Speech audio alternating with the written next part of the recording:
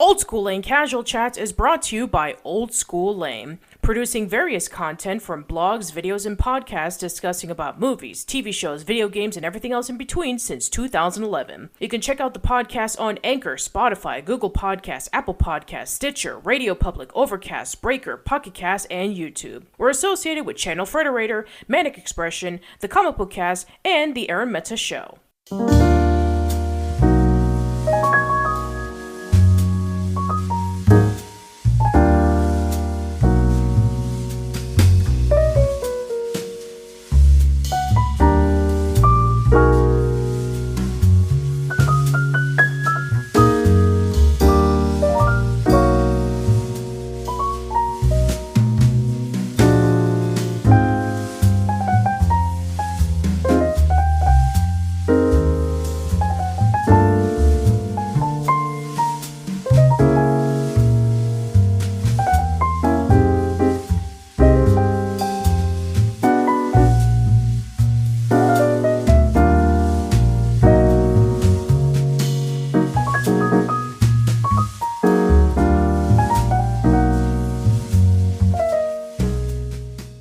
Hello, everyone. Welcome to a new episode of Casual Chats. I am Patricia, and I am here with a very special guest. Why don't you introduce yourself? Well, hello. I am Alex Nance from Splat Attack Podcast. Thank you for having me. Well, thank you for coming along. I really do appreciate it. So today, as of the recording of this podcast, is Thanksgiving. So happy Thanksgiving to those who are celebrating it. And I hope that you guys enjoy being around with your family and your friends and with good food. And for those who don't celebrate Thanksgiving, I hope that you have a happy holiday. So yeah, today we're going to be talking about Nickelodeon Thanksgiving specials. So this will be really interesting because when it comes to Thanksgiving specials, there aren't really a lot compared to Halloween or Christmas, but there are still a handful of them nevertheless. So yeah, I guess if you want to talk about some of your favorite Nickelodeon Thanksgiving specials, why don't you share it along with us? Sure. One of the ones that I think of immediately is the Nick's Thanksgiving Fest. That's more of an 80s thing, but it came out in 89, and much like Nickelodeon did with many shows, it re-aired every Thanksgiving until 1996 or something to that effect. What makes it very much a Thanksgiving special, outside of the fact that it says Thanksgiving Fest, every single sketch that they have on the episode is tied to Thanksgiving in some form. And it is mostly two sketches with little, I guess you could call them interstitials, but they were pretty much just shorts in between. The two that they had, one was called Thanksgiving Nightmare, and the other one was called Thanksgiving Dream. But the nightmare was very much from the perspective of a cat, where the whole family was sitting down to have Thanksgiving dinner. They were all done, and they go to leave on Thanksgiving. They're done eating, and now they're going to go to, I'm not making this up, Dairy King to get something for dessert, leaving the cat alone at the house. And at the house, there are two factions. There is a faction of mice and a faction of insects that have been waiting for the family to leave so they can raid the leftovers. And the cat has been told to not mess with the food. And then you begin a battle sequence between these two different factions that are trying to just take all the food. And then the cat realizes what's going on and tries to stop all of them. And by the time the family comes back home, they see everything in a shambles and they blame the cat. The other one, Thanksgiving Dream, is even more uplifting because it's told during the Great Depression. And it is a mom, I'm assuming single mom, because we never hear or see anything about the father, and two children, a boy and a girl. It's done in a very whimsical way at first. It almost seems like one of those old Golden Book animated stories where it's just a picture that has this very fuzzy sepia tone filter on top of it, and it would fade into the next image. And that this was like the first quarter of the segment where the mom was telling the kids, I don't know what all we're going to have. We probably aren't going to have a Thanksgiving feast. We're not going to have a Thanksgiving feast because we just don't have the money. We just have this little bit of food and it's going to have to last us a week. And that was all they had. And then the kids go to sleep. And when they sleep and they start to dream, that's when the actual animation kicks in. It's not quite Don Bluth. It feels like Wish.com Don Bluth animation. And now they have shrunk. They are now about the size of insects, and they are going around the kitchen where all of the appliances are alive, very much like Brave Little Toaster, as is the food. And the food is happy to be making and being made into this amazing feast, and the kids get to take place and put butter under their feet and butter the pan and like they're ice skating, and they end up making this huge dough which turns into this giant monster of sorts, and they have to spray pepper all over it so it will sneeze and dissipate into the kitchen all over the place. The kids wake up from this dream. They both had the same dream. And then when they go to the kitchen, all that food is there. But those are the two main segments. But in between, at the very beginning, the very end, and separating the two are very, very shorts. And those were done by Joey Album. If you don't know who Joey Album is, you've seen his work. It's all over early 90s and late 80s Nickelodeon. He's the one who did the doo-wop dinosaurs that everybody knows. But he had a bunch of, so Thanksgiving, we're going to have canned cranberries. How do they get all those cranberries in those cans? And then they would show elephants on different, like conveyor belts. And they would be lowered onto these cans, cramming the cranberries into the cans, and there'd be a bunch of the narrator is trying to talk to turkeys to see how how they celebrate Thanksgiving, and just a bunch of silly little segments like that. To be perfectly honest, the two main segments I'm not too big a fan of, but I do really enjoy the very, very vivid imagination and very sharp, short humor that Joey Album's sketches are. But for a long time, it was the Nickelodeon special on Thanksgiving for a very long time, until, as you said, Nickelodeon started making more Thanksgiving episodes, because this was really it for the longest time. Yeah, because, I mean, sure, there was a segment on You Can't Do That on Television where they had Thanksgiving, but for the most part, there wasn't really a lot of Thanksgiving specials in any of the Nickelodeon shows from the 70s and 80s. This was essentially the only thing, and it was essentially like a pitch for them to start doing their own original Nicktoons, as opposed to just acquiring shows from other countries like Japan or England or France. So they were taking a huge risk when doing this project. Yeah, it was this one, and they also did Christmas in Tattertown. The Ralph Bakshi specials, yeah. It was really these two that they were pitching around in attempting to get genuine funding for starting the Nicktoons. But it's really the next Thanksgiving Fest that really pushed it even further, because Christmas in Tattertown got nowhere. Once it was done, it was done. They didn't really play it again, but they played this over and over and over and over. Yeah, and there were plenty of other pilots that were pitched around that time. Oh, yeah. I'm sure you probably did an entire podcast discussing about the 8 Nickelodeon pilots that were pitched around the 80s, where that was where we got Doug, Rugrats, and Ren and Stimpy, but we had other ones. We had Thunder Lizards, the Big Beast Quintet, the Weasel Patrol, the Crowville Chronicles, and Trash. So, yeah, it would have been really interesting about what would have happened if those shows would have been picked up, but that is another podcast.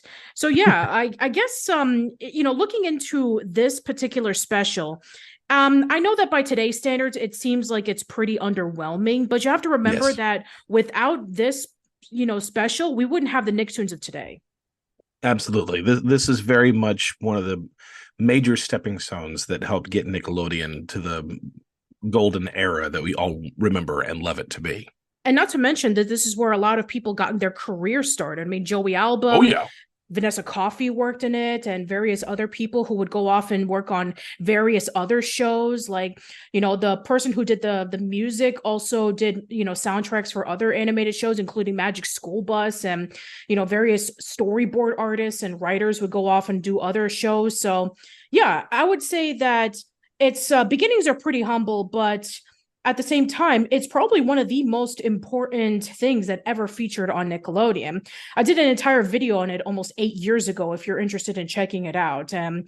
You've already done a podcast on it. So yeah, go check out both of those things and see on the importance of the Thanksgiving special. Yeah, so the first Nickelodeon Thanksgiving special based off of the Nicktoons was actually Rocko's Modern Life, because Doug didn't get a Thanksgiving special until it went over to Disney, and Ren and Stimpy never got a Thanksgiving special. I'm glad it didn't. Anyway, but yeah, so the plot synopsis of the Rocko's Modern Life Thanksgiving special is, and it's going to be pretty similar to several of them. I'll just let you know listening in. It's Thanksgiving, and Mr. Big Head is in charge of getting all the turkeys together so that everybody can have Thanksgiving, but turkeys end up missing, and it ends up being in Rocko's house, and he needs to protect the turkeys, and he needs to basically distract everybody from O-Town from craving turkeys, and he has to come up with some really clever ways of trying to get people not to think of the turkeys or even find the turkeys that are hiding in his house. So yeah, what did you think of this one? I really like this one. This one was a lot of fun. I think I saw this one before I saw the Christmas one, because I have very, very few memories of Rocko watching it as a kid. I remember it being on, but it wasn't until I was an adult and got back into watching Nickelodeon again that I really paid attention to the story and the jokes and the humor and all these great stuff that makes Rocko such a great Nicktoon. But a lot of this is very much in line with the Christmas episode where Ed Bighead is upset and would start a rumor, and it would completely mess up all of Rocko's plans. But what I also really liked about this episode is the humanity that Rocko would share. Everyone is rabid about wanting a turkey, and to the point where where Ed Bighead shows up at Rocko's house because he's the only person that's got a turkey and is ravenous for it. When Rocko gets the actual turkey, a live turkey, and has to kill it, he can't bring himself to do it. And then Heifer, the absolute wonderful friend that he is, how nice, is going to kill the turkey for him, and even Heifer can't bring himself to do it. It's a rare moment of true humanity for him. And even O-Town as a whole, once they finally get their hands on the turkeys and they're going to drop a piano on top of them, even the people can't bring themselves to do it once they see how adorable they are. It's not until Ed Bighead scares them all away and gets under the piano and yells at them to let go of the rope. And then, of course, by then he's on the way of the piano. And everyone was very, very much against Rocko.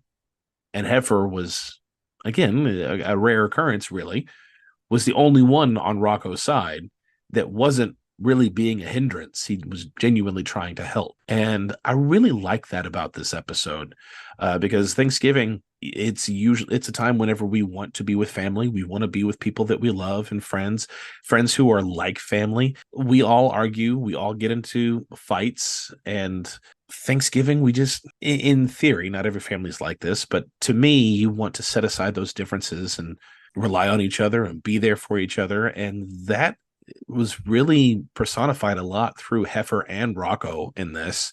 And then Rocko's humanitarian side shows up and is infectious to O-Town. And I really, really like that about this episode. It's a very rare thing for Rocko to really go for, and I don't want to say go for the heartstrings, but really tap into something very, very human, as opposed to going for the gross outs and the really just awful nature that people tend to have, especially for a very metropolitan area like what O-Town is.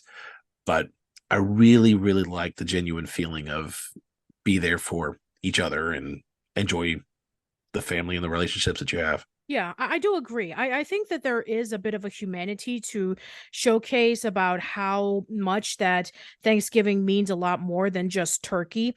And I think that also seeing Rocco and Heifer defending the turkey's rights to live and seeing everybody in O Town just going ravenous, saying that they want it and completely forgetting about what the meaning of Thanksgiving is about.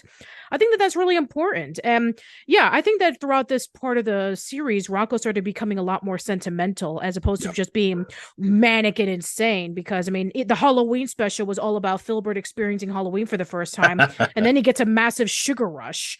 So yeah, I mean, once again, a lot of episodes of Rocco's Modern Life are essentially like showcasing the social commentary of what society was at the time, in which when people become a lot more leaning towards consumerism and just caring about, okay, we need to get the dinner ready, okay, here, we're going to get ourselves ready to watch the football game, and we're just going to worry about just having like maybe like one moment to say about what we're thankful for, and then everything else is much more of importance. So yeah, I think that with seeing that perspective of Ed Bighead and everybody else in O Town focusing on the cynical consumerism part, while we have Rocco and Heifer who are holding on to the little bit of humanity that should be within everybody when they celebrate Thanksgiving, is very, very sweet. I do agree. Yeah, Yeah, very, and very, I very think cute episode. it is. And kind of similar to also the Christmas episode as well, in which when, Mhm. Everybody completely forgets about what Christmas is all about, and there's no snow in O Town, and even, Rocco goes over to the North Pole and tries to learn about it, but everybody's just too cynical to even believe in Santa anymore. And so there's no snow, it starts raining, and Rocco is just wondering what is he going to do, and he slowly doesn't feel the Christmas spirit anymore until eventually he inspires everybody, and then snow starts falling down. So yeah, I would say that, this and the Christmas special are great in terms of showing the genuineness of what these holidays should be about. Yes, fully agreed. That poor constipated snow cloud. Yes. Yes, indeed. What other Thanksgiving specials you want to bring up? Well, the next one that I can really recall is right around they stopped playing the Nickelodeon Thanksgiving Fest. Keenan and Kel had a Thanksgiving episode. Oh yeah, that's Uh, right. this was in '97. It was season 2, and it was called Turkey Turkey Day. Day. Yeah. It's almost the same plot, almost, as the Rocco's Thanksgiving special, where they're just trying to find a turkey. That's pretty much the whole thing. Because Keenan and Kel, the plot lines for their shows were very, very simple, but they were effective because you want to give time for the slapstick comedy and just let Kel go off the chain, and that is in full force in this episode. Because the first 5 minutes, you've got your scene, you've got your setup, and then you just let him go. Where Keenan's parents, particularly his dad, had been spending all day making a turkey, and the family's going to come over, and they're all excited to have Thanksgiving together, but they got to step out. Roger and his wife got to step out for a while, and Kel shows up, and they've been told to set the table, get everything ready. Don't touch the turkey. Just don't. Leave it alone. And Kel cannot resist, and he goes for a bite. I mean, you see it all over his face where he keeps eyeballing it, and at one point he's looking at it through a window and he's fogging the window up with his breath, and he does that little mouth twitch that he does when he gets super hungry or something to that effect. And he takes one bite, and then he goes for a second bite, but when he gets his hand on the turkey, Keenan surprises him, and he ends up ripping the entire leg off of the turkey. And well, now it's done started. By the time Keenan figures out what's happened, Kel has now ate the entire turkey, and now they have to figure out how to either fix the turkey, and they can't fix it. Now they have to go find a turkey, but they get a live one, or 2 live ones instead, and then they just go steal one that's already cooked. And every single one of these things goes from bad to worse to worse to worse, as pure Kenan and Kel fashion, like almost every single episode. But you just let them run. And Kel goes, like I said, he's off the chain in this episode. He goes full bombastic slapstick humor. It teeters on Repairman's destruction for all that by the end of this episode, where he gets a turkey stuck on his hand and it's hot.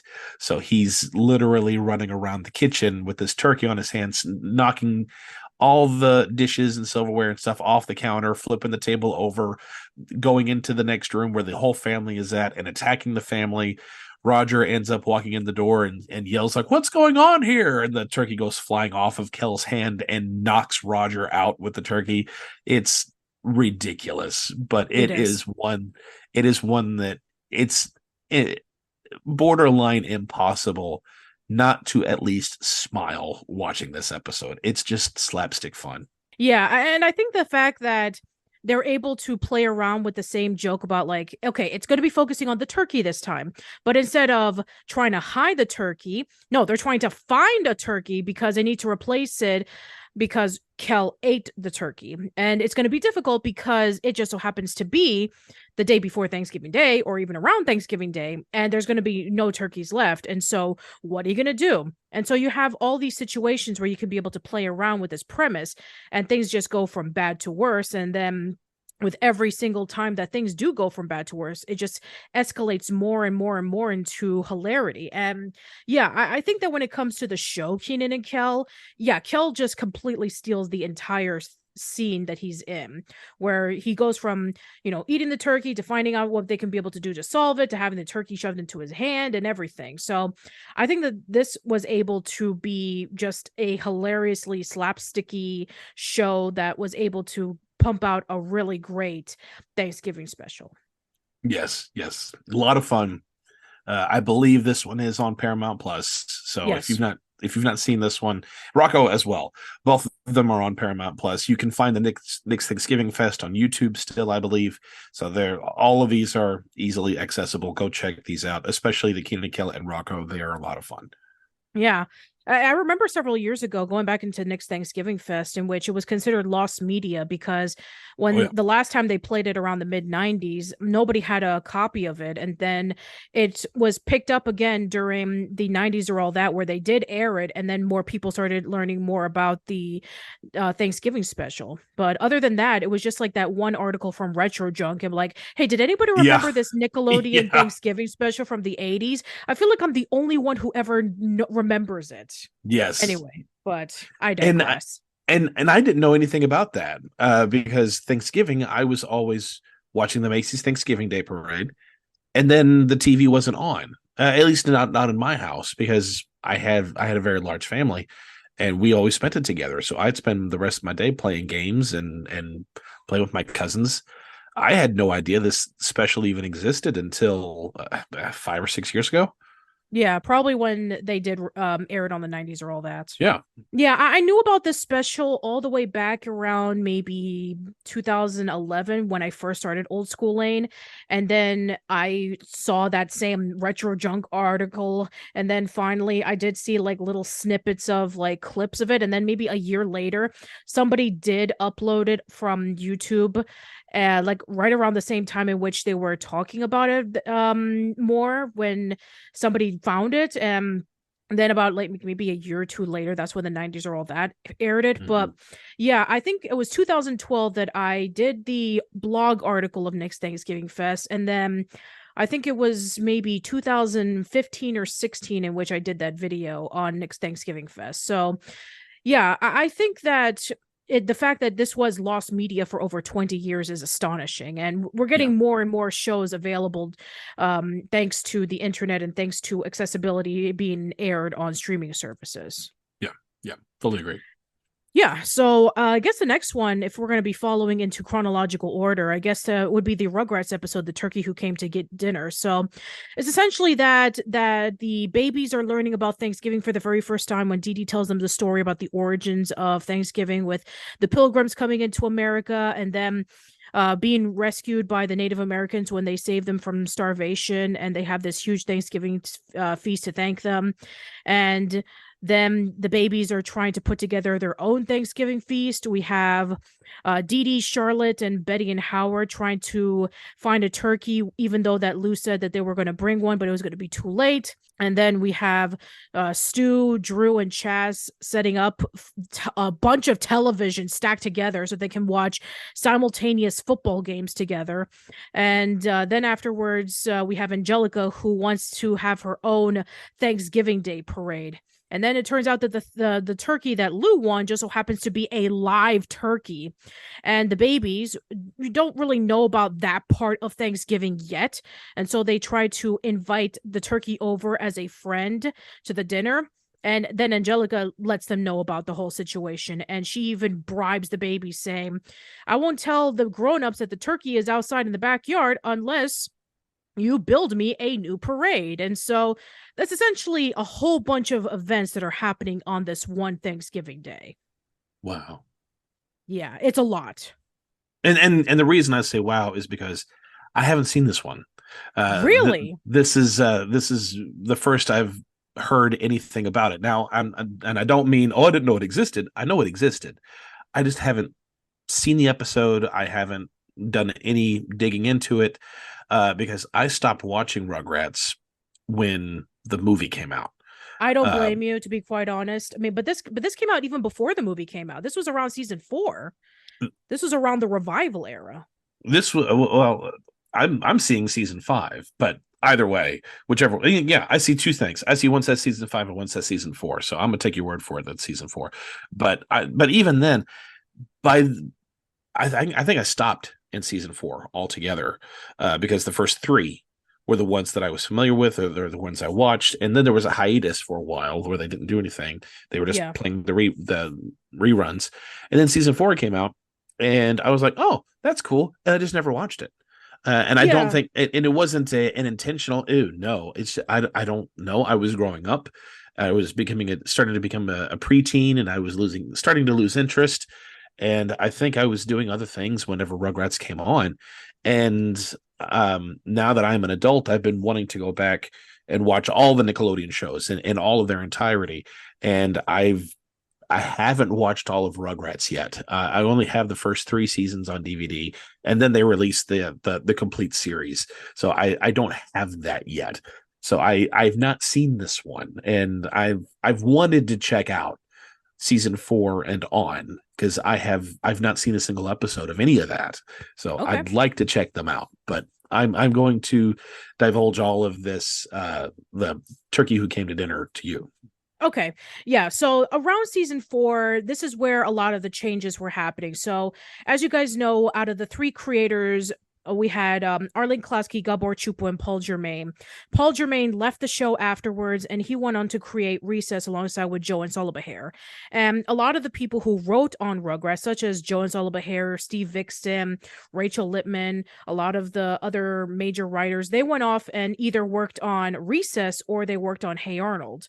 And so they brought in a whole bunch of new writers, and they brought in various other elements into the show that were a little bit different than the first 3 seasons. So there, and also the animation style is slightly different as well, because I mean, obviously you go from like all the way from like the early seasons over to the later seasons, so they definitely cleaned up the animation a little bit. So there's that. But yeah, I would say for this episode there are a lot of things that are happening in between where it's actually pretty humorous. I mean, there's this one scene in which when you have Dee Dee, Charlotte, Betty, and Howard going into the only grocery store that is open, and there's literally one Thanksgiving turkey left. And so there's this other person who is rushing in with her grocery cart, chasing it. And so we have a Christmas with a crank situation in which we have Betty running over to one side to grab it, and then the lady with the shopping cart running over to the other side. And this lady is so desperate that she she basically lets the shopping cart roll.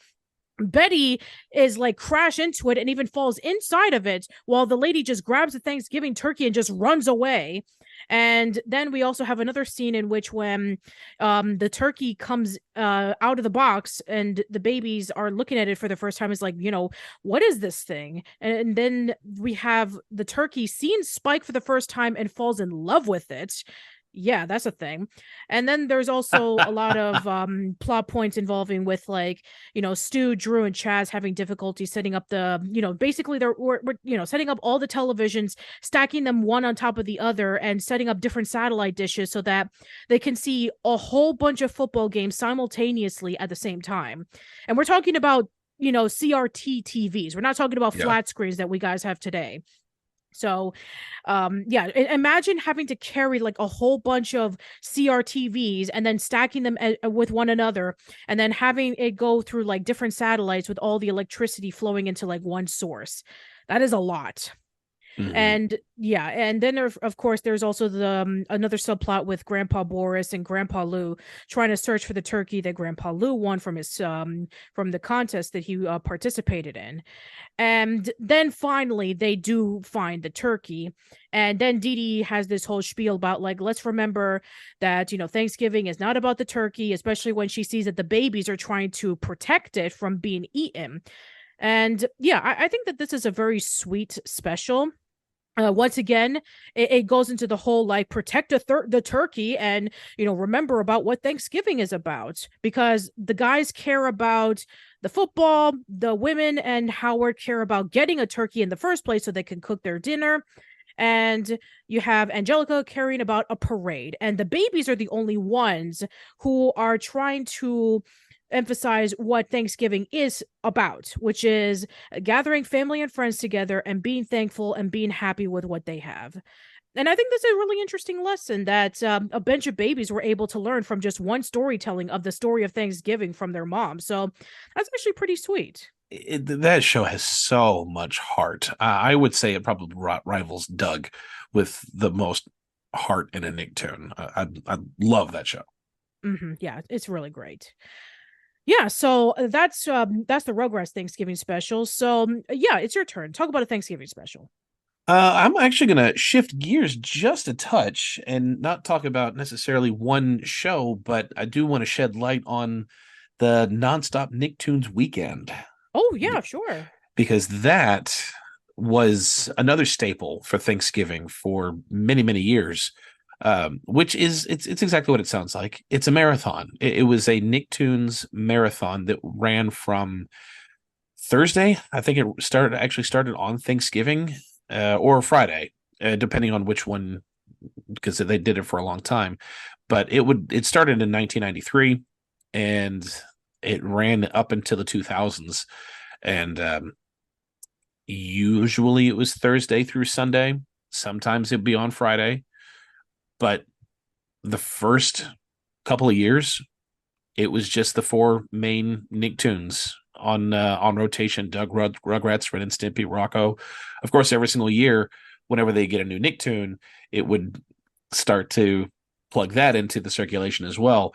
But the thing that I really remember seeing about, and I remember it because I got to see it over the weekend. I didn't remember it on Thanksgiving Day, but there was a year when Stickley was the host for the weekend. But the one that I remember the most was when Keenan and Kel were the hosts. And you can actually find most of those clips, those little interstitials with the two of them hosting on YouTube. I think there's a few compilations of many of those. But there was a machine that they had to keep running that was going to play all the Nicktoons. And to keep it running, they would have to pedal a little bike, and whenever Kel would be on it, and he'd have to constantly run this thing on a treadmill all weekend long. Of course, Keenan's not going to do it, and whenever Kel got so tired, well, they would have to start feeding the machine actual food until it would get energized, and then Kel could get rested, and then once they ran out of food, Kel would have to get back on it and run it again.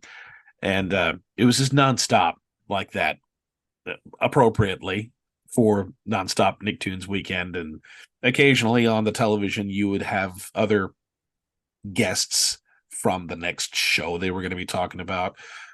Like they'd have Lori Beth pop on there and say, I want to watch more Rocco, or Larissa Olenek, or Irene Ung from Mystery Files of Shelby Woo, and Stick Stickly occasionally. But that was really fun. You could tell they put a lot of time in planning this out to make it feel like an event, as opposed to just here's our leftovers for the year, just so that way we can take a nice easy weekend. But that was a lot of fun, and I don't know if they still do that now. I highly doubt that they do, but I do know that there was, just looking into it a little bit, in 2002, the All That cast was hosting. And at the time, Nick.com was very, very much in full swing, and they would answer some questions about Nicktoons that fans would submit through the website, which was pretty fun. It was a really cool interactive way. It almost feels like the way that people will utilize Twitter now. Or Reddit. Yes.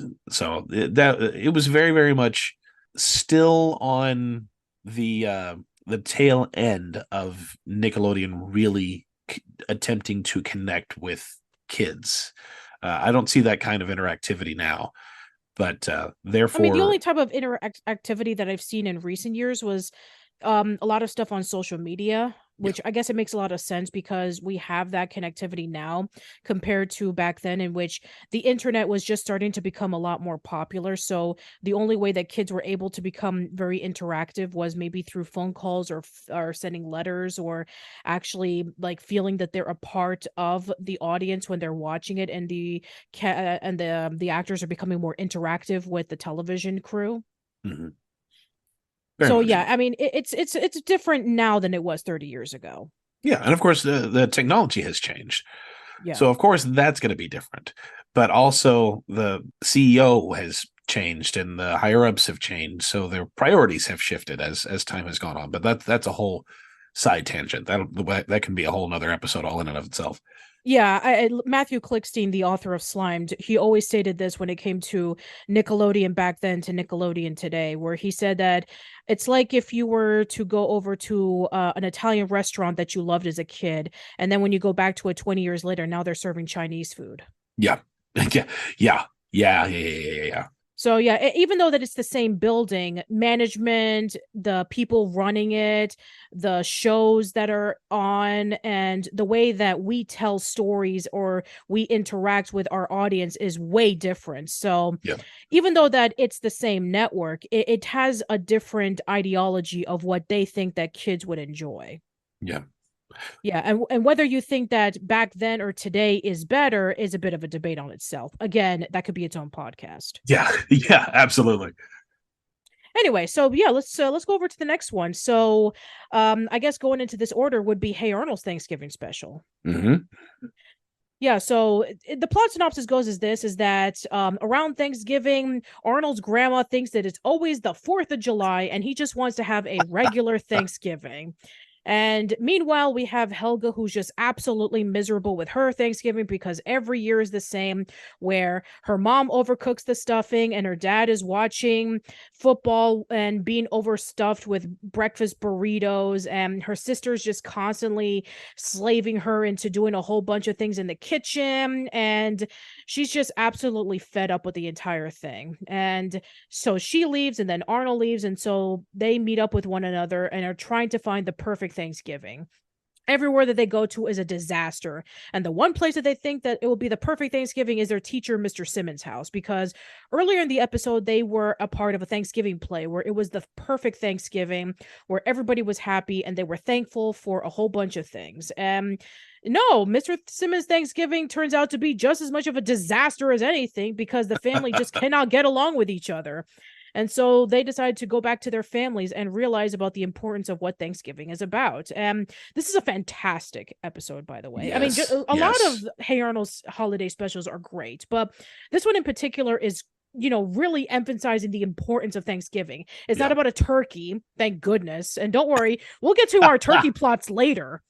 But no, it's about the importance of learning what Thanksgiving is about, even though that our Thanksgiving involves with our family being really dysfunctional and just having a lot of unorthodox practices that doesn't make it feel like it's Thanksgiving. But it's all about learning to appreciate family and being able to celebrate what we're thankful for. And this episode nails it. Yes. Yeah, the Arnold holiday specials are a tier in and of itself. They are absolute gold standard when it comes to really trying to convey what the holiday spirit is about. And it's a very rare thing for a cartoon, especially a Nicktoon, to really go for the emotions. And I mean, there are some laughs, but it's almost secondary.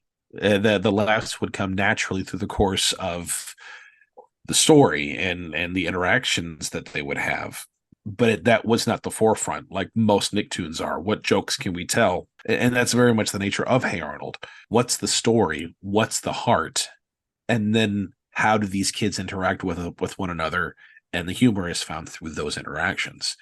Whereas this episode, there is humor, but there is a lot of just heart-wrenching moments, especially the way that Helga's family interacts with her.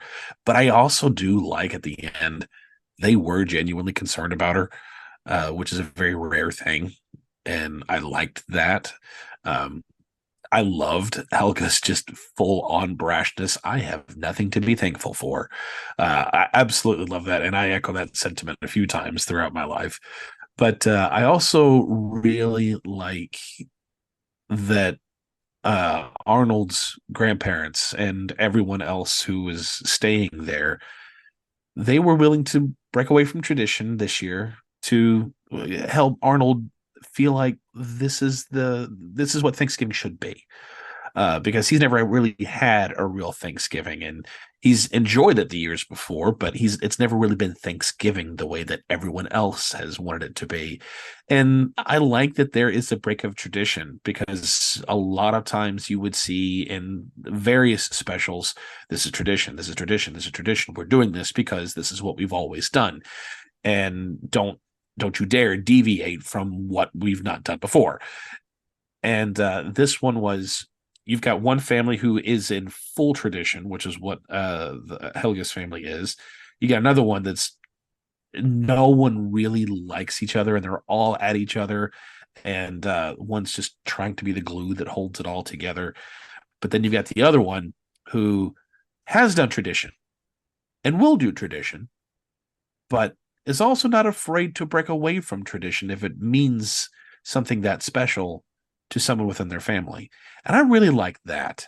There are many things I like about this episode, but that's one thing that I don't think a lot of people point out, because there's so many great things about this episode as it is anyway. But yeah, I do really like that moment. I really enjoyed that moment too, because it shows the humanity of the Patakis that we rarely, if ever, see, because they're always concerned about Olga as opposed to Helga. And Helga just feels like she is the odd one out. She's like that fifth wheel that doesn't exactly fit in with everybody else, because Olga is so much of a perfect prodigy that Helga just seems like second fiddle. And, I mean, it's a genuine reason why she shouldn't be thankful for what she has, because her family pretty much ignores her. Yep. And her, and her older sister pretty much treats her like, oh, she even though that she's still like her younger sister, yes, but she just kind of like, treats her like a servant, saying like, okay, peel the potatoes, then cut them, then wash them again. And, even though that she made this like really nice centerpiece, Olga's is the one that gets set on the table because it was an Ipe sculpture that was clearly gotten a lot more work. And once again, that just goes to show you how much of a perfectionist that Olga is. Helga just feels like she's really unappreciated and nobody's paying attention to her, which around this time, this is around when families should pay attention to one another. But what happens when most of the time you don't get any attention at all? So there's that. And then there's also the fact that Arnold's grandma is very unorthodox, and it would be no surprise that she decides to celebrate 4th of July as opposed to Thanksgiving. And the time in which she does celebrate Thanksgiving, it's actually Arbor Day. So yeah, the fact that Arnold just feels like he just wants to have a normal Thanksgiving is really justified, because that's literally the only family that he has. we wouldn't know about his parents until a little bit later on, and then about his other family members other than his cousin Arnie. I mean, he has nobody but his grandparents and the Borders, and they're all playing into the whole let's celebrate 4th of July as opposed to Thanksgiving. Let's go outside in the cold and grill hot dogs and shoot out fireworks and dress up like patriotic founding fathers like Abraham and Benjamin Franklin and Uncle Sam. Let's do that. Absolutely. This is normal. So, yeah, I can see why that both Arnold and Helga are very miserable with their Thanksgivings. And with Mr. Simmons, it's actually a really interesting take on being thankful for your family, even though that your family is acting really bad around everybody. Like they hate each other. Like his mom hates his friends and his boyfriend. Yeah, like that is his actual boyfriend, even though that they never mentioned it in the series until we see it in the Jungle movie that it has been confirmed that that is his boyfriend. So yeah, the fact that they're at each other's throats and Mr. Simmons is trying to be the glue that keeps everybody together, the fact that he's able to keep his optimistic side is really, really commendable. So yeah, I would say that this is a great Thanksgiving special. If you were to take away anything from our podcast and you want to see one of the Nickelodeon Thanksgiving specials, definitely tune into this one. Yes, top tier, easily. Yeah, for sure. All right, so let's go back into turkey shenanigans, shall we? So Cat Dog is next. So we essentially have a similar tale of the Rocco's Thanksgiving special in which Cat Dog are preparing for Thanksgiving, and Dog wants to be very giving towards everybody else. He wants to appreciate what Thanksgiving has to offer. He writes his thankful list. He wants to go to the orphanage to help out the orphans, but all Cat cares about is turkey. Turkey, turkey, turkey, turkey, turkey. And so Mr. Sunshine comes over to his house. He lets them know that they did not get a turkey because their checks bounce. And so now they need to find a turkey. There's only one turkey left, and it was during a Thanksgiving Day parade where Rancid Rabbit is the mayor of this episode, and he is going to kill the turkey after they're done with the parade. And then the turkey escapes, heads over to Cat Dog's house to hide. And then Dog wants to save the turkey and take it over to Turkeyville, where all the turkeys live happily ever after with no worries.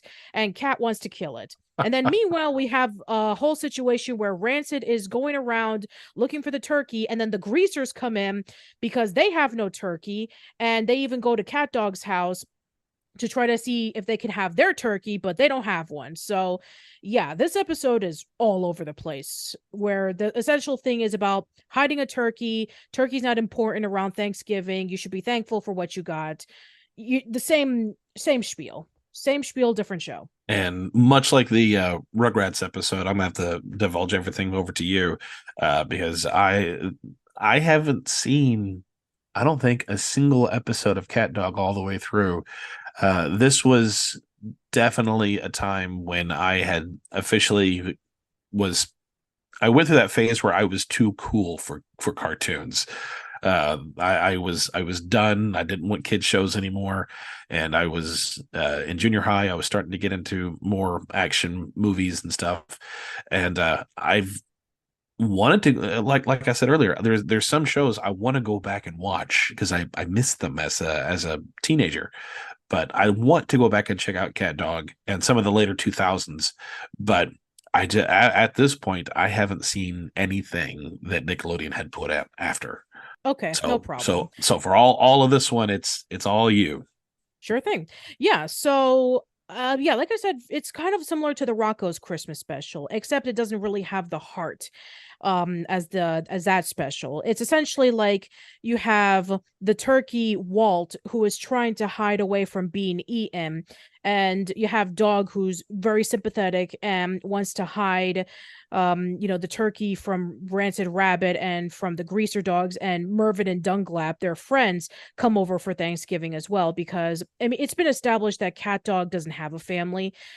We wouldn't know about that until the last episode of the series, but that's another topic.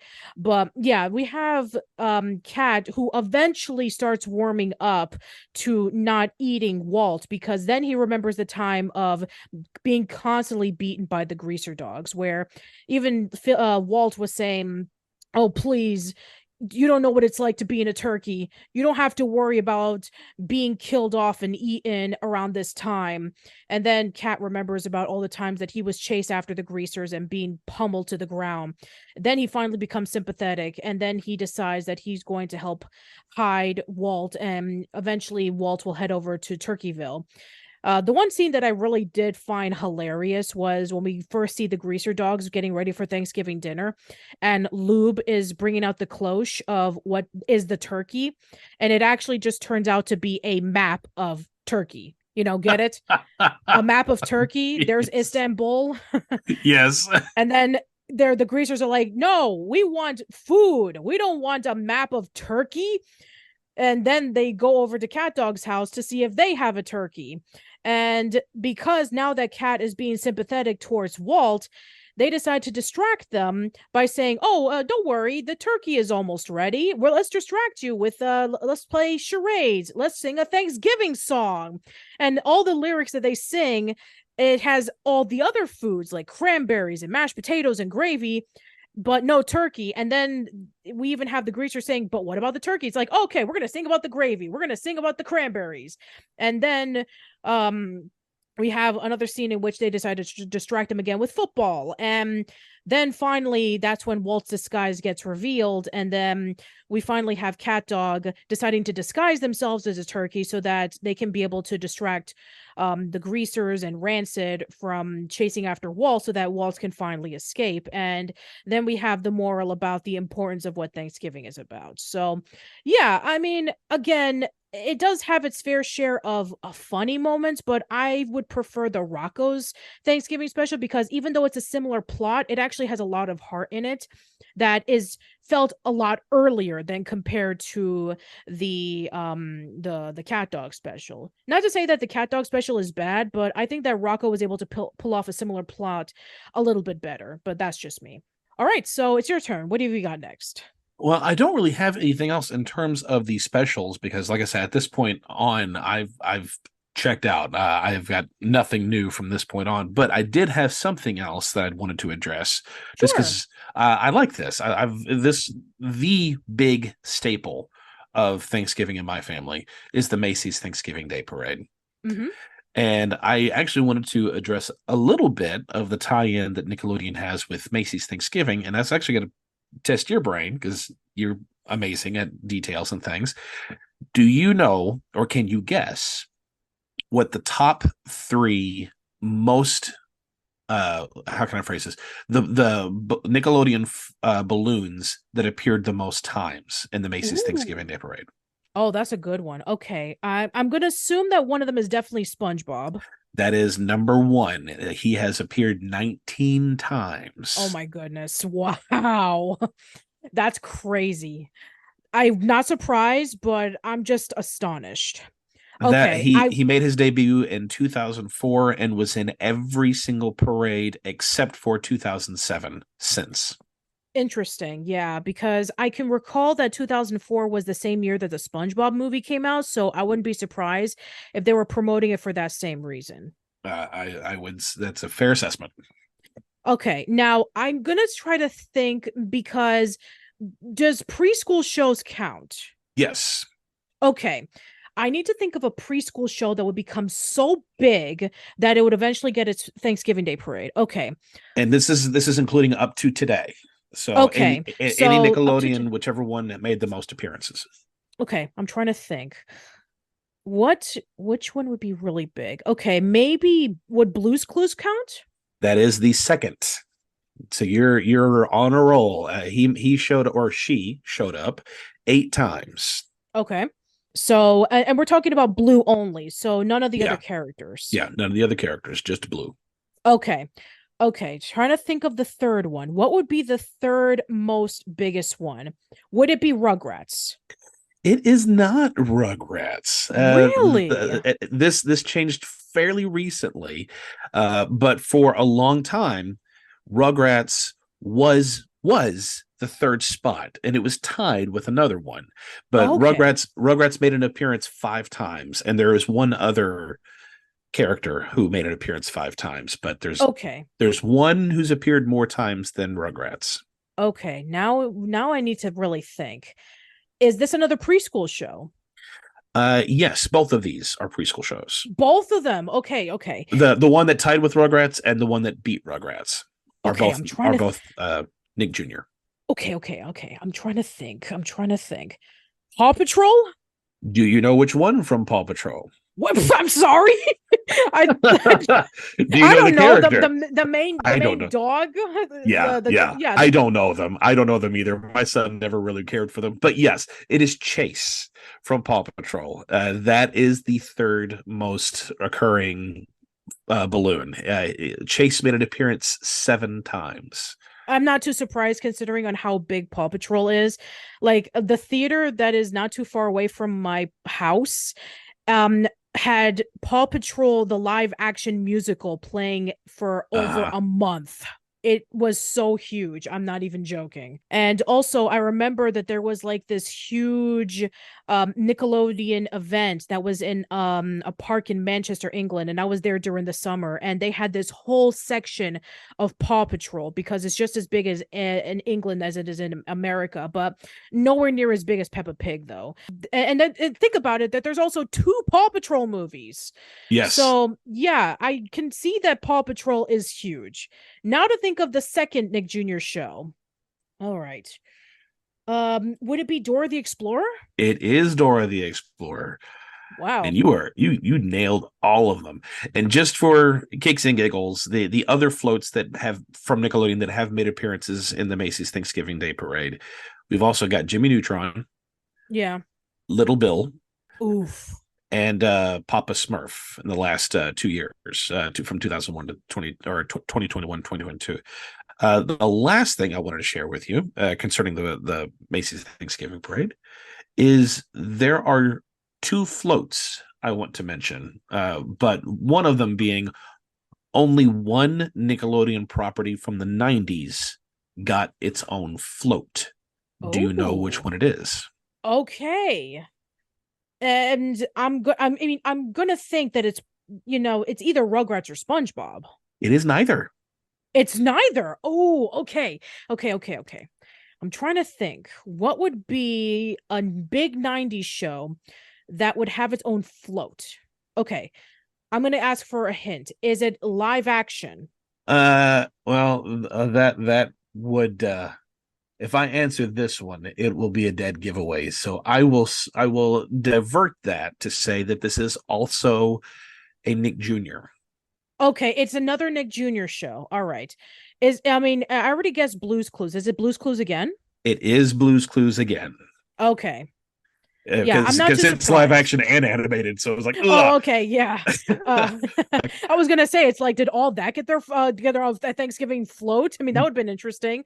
Oh, that would have been But so fun though. I think it would But have been great. Like, we would have had like the giant ear of corn, and we would have had like Super Dude and Ed from Good Burger and Repairman and a whole bunch of like characters walking around. We would have had like a giant balloon floating about. That would have been great. Yeah, I and can they think of and they were several. big. Yeah, they were All big that was around huge that at the time. time. Absolutely. Yeah, it ran for about 6 seasons at its height of Yes. popularity.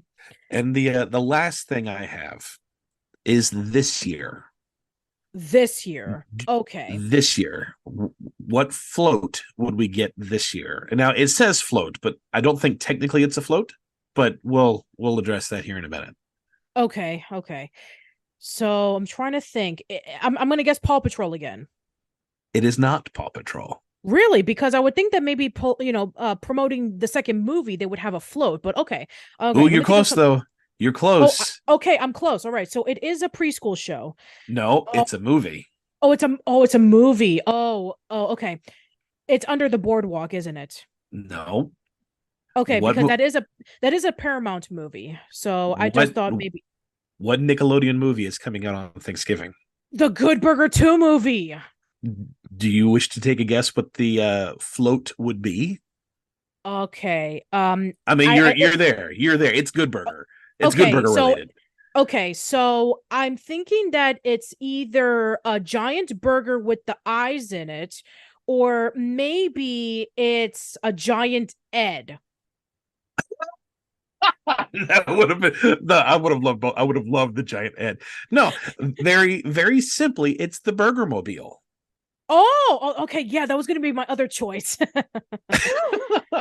Now, I don't know if it's the Burger Mobile that they would drive, which I'm assuming that's what it's going to be, or if Most they made likely. or if they made a giant float to look like the Burger Mobile, which would also be cool. But I suspect that it's just the car. But either way, I'm over the moon with the fact that we're going to get the Burger Mobile in the Thanksgiving parade this year. I agree that that would be really, really awesome to see. I'm sure you probably already talked about this in a podcast, but I remember when I was reading an article several years ago about how after they were done filming Good Burger, the Good Burger mobile was like left abandoned for several Yeah, decades yeah, until somebody found it and restored it, and now it's currently in a museum. And so they actually built a different Good Burger mobile for the second movie. yeah. Yes, it's so cool. The amount of things that have just been left by Paramount is ridiculous and astonishing and heartbreaking all at the same time. Yeah, and the fact that, either they abandon it or they just leave it in a warehouse for decades, Yeah, never revealing it ever again, which yeah. is like really tragic. I mean, you would think that maybe there will be an opportunity to have like a museum where they would have all of this stuff showcase of Nickelodeon's past. Now, see, And that's what I said I've always wanted because Nickelodeon Studios is not going to happen. I'm sorry, Nickelodeon fans. The Nickelodeon Studios at Universal is never going to happen again. But what I do wish they would do is, since that building's not being utilized to its full potential, turn that into a Nickelodeon museum. yeah, I think that'd be a great idea because then you could be able to have people have a different reason of going over there other than just to see Mario. Yes. So I think that'd be great. I mean, gather up all the old stuff that is still probably in the warehouse. And maybe another possibility you can do is maybe have a bigger opening than, probably a big opening, very similar to like the 1990 Nickelodeon Studios opening that they did. Mhm. Maybe you can have an opportunity where you can have like several guest performers and have like all of these props and all of these photos showcasing of Nickelodeon's past from its humble roots in the 70s when they were an educational program to the 80s and 90s and where Nickelodeon is today. I mean, that will make stupid money. Nintendo And is going they to be having a museum. Studio Ghibli has a museum. There are so many pop culture museums in San Diego where they talk about comic books, cartoons, comic strips. Why isn't this a thing? And if they reopened it, I mean, I don't want to say reopen in the same way that it was, but still, you're in a way they're still kind of reopening Nick Studios if they went this route. They could rebury the the time capsule again back at the original Nick Studios. Or even better yet, do a new time capsule and have that open for another 50, 60 years. Yep. Anyway, but yeah, that's just us speculating and hoping for something that'll never happen. That'll But never happen. But I that's know. that's all that I've got as far as Thanksgiving and Nickelodeon is concerned. Because All right. anything after that, like I said, I'm spaced out. All right. Well, I'll talk about two more. So, Okay. one is the Wild Thornberrys Thanksgiving special, where it takes place in Madagascar, and you have Nigel and Marianne who are trying to find this rare creature, but they had no luck for it whatsoever. And we have Eliza and Debbie who are gathering papayas and mangoes so that they can be able to have their non-traditional Thanksgiving feast. And then in the radio communication, there is their grandmother, Grandma Sophie, who calls them and says, "Hey, I want you guys to come over to California for Thanksgiving this year." And Eliza and Debbie are really, really excited about it. But unfortunately, Nigel and Marianne are unable to do it until they find the rare creature that they promised the Madagascar Foundation that they were going to deliver because, they were hired to do it. And it's also at the risk of their own jobs. And they said that they just can't do it. And Debbie gets really pissed off, saying, like, all you care about is your job. You don't care about your family. I'm sure if we were an endangered species, I'm sure you would care more about us. And so she gets really furious. And then Nigel and Marianne come up with the idea about letting the girls go over to see the family while they stay home. And they're up for it. But then a whole bunch of awful shenanigans happen where their guide accidentally leaves them behind, and so they get trapped in a cave, and then they finally get themselves free, but then they're in the river and there's alligators attacking them, and then eventually they're found by the guide and they want to go back home, and then they start realizing about the importance of sticking together as a family for Thanksgiving, even though that they haven't had a real Thanksgiving in years because they've been traveling all over the world for the nature show. And so it's actually, again, a really interesting take on, like, what is the meaning of Thanksgiving, which is family, as opposed to like having the traditional stuff of Thanksgiving. Like, okay, I know that they would miss the turkey and the mashed potatoes and the cranberry sauce and all that kind of stuff. So we have, them wanting to have a traditional Thanksgiving dinner, while at the same time they realize about the importance of what it really means, which is being with your family, even though that they're going to be eating mangoes and papayas as their Thanksgiving dinner. Mhm. It's a really nice special, and it again really emphasizes on the importance of family, especially since they are a very unorthodox family who travel all over the world and film animals and having to go through all the crazy things that they have to go through in every single country that they're at. So Mhm. yeah, it's very akin to an episode of the Wild Thornberrys. And then the last one I want to bring up is the As Told by Ginger Thanksgiving special, which is the penultimate episode of the series. So unlike most of the series that we've covered throughout this podcast, As Told by Ginger goes through a major story arc, so it is very crucial that you see the entire series all the way through. So I won't give too in depth with it because I want people who are tuning in to watch it. If you do want to hear me talk about it, I have an entire podcast where I covered As Told by Ginger called We're in Between, and I covered this episode. I'll leave a link in the description. Go check it out. So I'm just going to bring up the bare basics of what the plot is. So it's Thanksgiving, and Ginger wants to invite her father over to Thanksgiving dinner, but there's the conundrum that her parents are divorced and her mom has a new fiance, and his mother is coming to Thanksgiving, and also her best friend and her parents and her best friend's little brother is coming over for Thanksgiving. And there's this whole conundrum, again, if you've seen the series, where there's a bit of distance with the father and the kids, where Ginger misses her father while her younger brother Carl had barely known about him and doesn't really see him as a father, but a total stranger. And so being, that she thinks that having her father over for Thanksgiving is a good thing, even though that all the stakes to point out that it's a terrible idea, she still invites him anyway, and it just becomes really, really awkward. And then there's another subplot involving with Carl and his best friend Hoodsey, where they save a turkey from being eaten, and then the turkey causes a whole bunch of mayhem and mischief when it breaks down their clubhouse, which is a doghouse, and then enters into their house and causes a whole bunch of just disaster happening. So yeah, again, I'm not going to go into too deep into this because in order for you to understand the context of the story, you have needed to watch the entire series. But I will say this, it can be very uncomfortable to watch, especially when you know the context of the fact that, their entire family is having, essentially, her mom's ex-husband over at the house while she is with her new fiance and her mother-in-law, who doesn't even like her to begin with.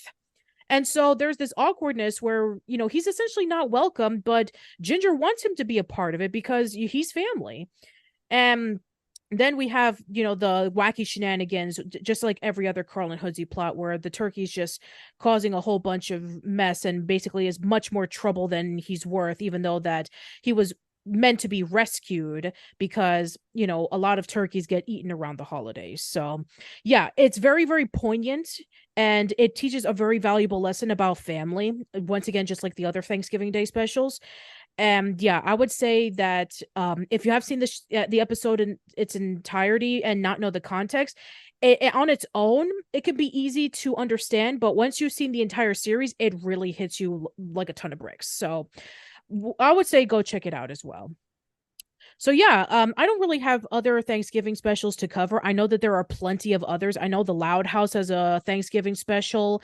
I know that a lot of other Nicktoons have Thanksgiving specials, like the Mighty Bee and Bunsen is a Beast, and there's also various others. But yeah, these are the specials that we wanted to cover because these are the ones that we have had in our memories for the longest time. I want to thank you so much, Alex, for coming into the podcast. I really do appreciate it. Well, thank you for having me. I truly appreciate it as well. Yeah, so why don't you plug and promote your stuff? Look, twist my arm. I am one of the co-hosts for Splat Attack. My good buddy Brett has been there since the beginning. He's had to step away for the time being, but anyone who goes back to check out our episodes, you're going to see quite a bit of him. But we cover all kinds of things from 90s pop culture, Nickelodeon being the main focus, but we do venture away from it. We've talked about Beyond Belief for Halloween and Boy Meets World earlier last year, but it's all 90s centered. You can find us on most podcast apps, Google Podcast, Apple, Spotify. We also have a YouTube channel where we have video versions of all the episodes that we have. So come check us out. Splat Attack Podcast, pretty easy to find. All right. And as for me, you can check me out on oldschoollane.net. We have YouTube that you can be able to tune into. It's youtube.com/oldschoollane, facebook.com/oldschoollane. I'm on Twitter at Patty_B_Miranda. I'm on Mastodon at Patricia Miranda. I'm on Instagram at oldschoollane. You can check out the podcast on Spotify, Google Podcasts, Apple Podcast, Amazon Music, iHeartRadio, many places. New episodes of the podcast will go there first, and they'll go but a few episodes on going a few days on YouTube, but not this time around because it is Thanksgiving, so we're going to post both of them at the same time. So thank you so much for listening, everyone. Let us know in the comments below about your fondest memories of Thanksgiving. Let us know about your favorite Nickelodeon Thanksgiving Day specials. Were they the ones that we covered or maybe one that we didn't cover? Please let us know. That's it. Hope to see you around soon. Take care.